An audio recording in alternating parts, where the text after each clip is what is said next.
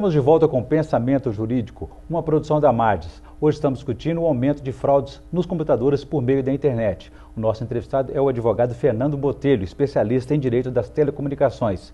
Neste bloco vamos discutir também o chamado, a discussão aí nesse mundo jurídico da infidelidade virtual. Doutor Fernando, a internet facilita a traição? Existe a infidelidade, no caso aí, configurada também como crime de adultério? O adultério deixou de ser crime, ele foi descriminalizado, né? Era um ilícito penal e não é mais um ilícito penal. Há uma obrigação dos cônjuges, seja no âmbito do casamento civil, seja no âmbito do convívio, né, do convívio informal, que equivale a um casamento do ponto de vista jurídico, de respeito recíproco e de consideração recíproca. Esse valor, que é o respeito que cada um deve ao outro, ao cônjuge, ele pode ser sim rompido em razão do uso de uma ferramenta potente como essas que são usadas hoje pela internet, pelo uso da internet, redes sociais, né? Nós todos aí estamos com computadores em casa, com câmeras que colhem imagens, né? Imagens da intimidade conjugal muitas vezes, né? Imagem pessoal íntima dos cônjuges, né? E isso pode equivaler, sem que o outro tenha conhecimento do que está sendo veiculado da intimidade comum para fora com outros, a uma ruptura e a um grave atentado contra esse dever de respeito recíproco. Mesmo que esse relacionamento fique apenas no ambiente virtual, não tenha um contato físico, sem dúvida nenhuma, porque o compromisso da fidelidade, que equivaleria ao antigo adultério, exigiria um contato físico, um contato íntimo para configuração. E a rede não permite isso. A rede eletrônica é um contato que se chama virtual, é um contato de imagem, um contato à distância, mas ele equivale sim, muitas vezes, a uma agressão contra a obrigação de respeito recíproco, que obriga que o casal ou que os conviventes mantenham entre si a sua intimidade ou, em conjunto, deliberem por expô-la, mas que não façam isso com o rompimento da lealdade que devem um ao outro.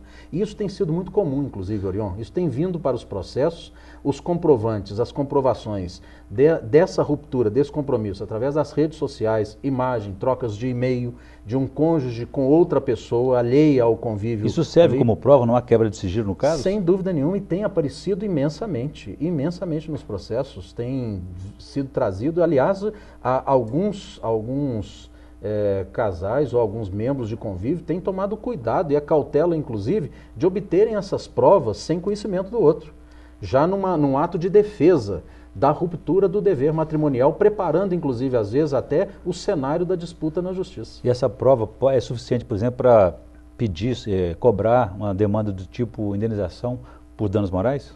A questão da indenização no âmbito do convívio conjugal é uma questão muito polêmica do ponto de vista jurídico, né? Já chegou a ser tentada, os tribunais têm resistido a isso porque há uma relação entre os cônjuges que não equivaleria ali a um potencial lesão para ser reparada. O que acontece é que quando há um rompimento daqueles deveres que são do convívio, o dever de respeito, o dever de fidelidade, etc., há como consequência prevista na lei o desfazimento dessa sociedade. A indenização de um cônjuge ao outro é algo polêmico, novo, que a justiça ainda não acertou-se a respeito dela. E o que pode ser considerado, por exemplo, nesses casos, injúria grave?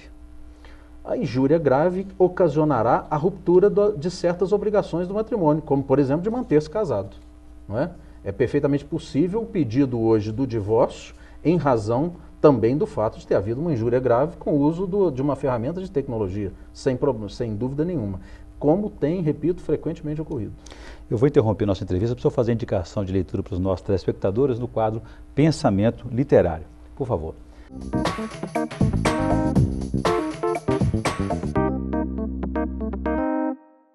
Eu acho, se você me permite, Orion, que fica próprio e ligado ao tema que estamos tratando aqui, uma sugestão de um grande livro, um best-seller hoje mundial, que é o livro do título O Mundo é Plano, de Thomas Friedman, que escreve sobre as mudanças sociais, econômicas, relacionais no mundo todo a partir da ruptura do Muro de Berlim, a ruptura da ideia de Guerra Fria, em coincidência com as tecnologias da informação. A informação que acelerou certas mudanças, que fez com que modificações imensas ocorressem, como, por exemplo, a própria estrutura do emprego norte-americano, em razão do fato de que empresas estão hoje depositando empregados ou contratando empregados noutra esfera do globo terrestre para que trabalhem de madrugada, compensando os horários de trabalho e com isso criando uma crise, às vezes, de emprego em determinado local. Por quê? Porque as redes permitem que esse trabalho remoto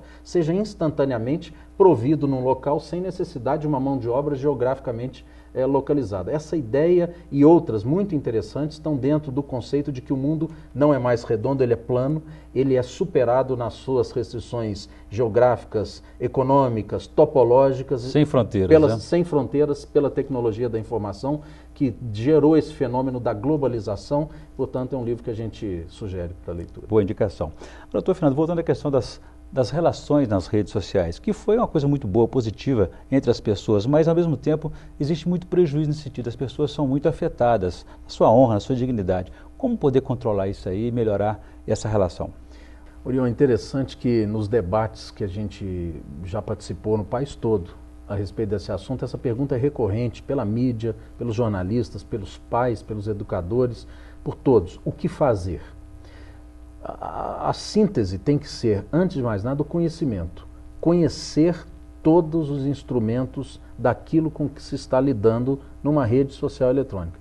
Permita uma comparação. Nós saímos com um automóvel de casa, não é possível dirigir um automóvel sem certos cuidados a respeito da forma como aquilo funciona. Nós aprendemos a dirigir, por exemplo, com um carro com mudança de marcha manual. Hoje ela é eletrônica, né? Ela é automática. Se cortar o sistema eletrônico, nós temos que saber que ele não existe, que o freio não existe. Nós temos que conhecer as ferramentas de proteção da intimidade, as formas de segurança da privacidade que estão disponibilizadas nessas redes, inclusive de denúncia de abusos. Estão todas as ferramentas. Acontece que às vezes precisam ser procuradas, catadas. Feito isso, o critério, ele é, na minha opinião, ele está exaurido ao máximo.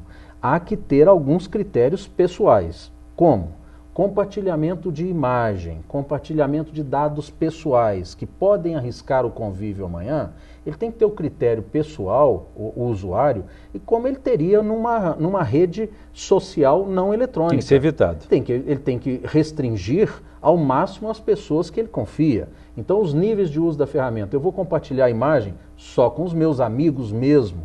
Eu não vou compartilhar com desconhecidos ou com mal conhecidos, não é? Porque amanhã a minha imagem estará disponível em qualquer outro local. Eu acho que esses são cuidados básicos para quem entra em rede social. São desafios permanentes, doutor Fernando, porque a cada época surge um novo aparelho, a gente nem conhece bem o que está usando, e a renovação é muito forte, a gente não consegue acompanhar todos esses recursos. E também saber o que é amigo virtual, o que é amigo real. Isso. Muito bem, eu comecei aqui com o advogado Fernando Botelho, que é especialista em direito das telecomunicações, e falamos aí sobre o aumento, o crescimento das fraudes na internet e também a discussão polêmica aí da infidelidade virtual. Doutor Fernando, obrigado pela entrevista, foi um prazer recebê-lo aqui no Pensamento Jurídico. Eu que agradeço, João. Muito obrigado pelo convite. Um prazer. Nós agradecemos e ficamos por aqui. Se você quiser participar, escreva para pensamento@amarges.com.br, pensamento@amarges.com.br. Obrigado e até a próxima.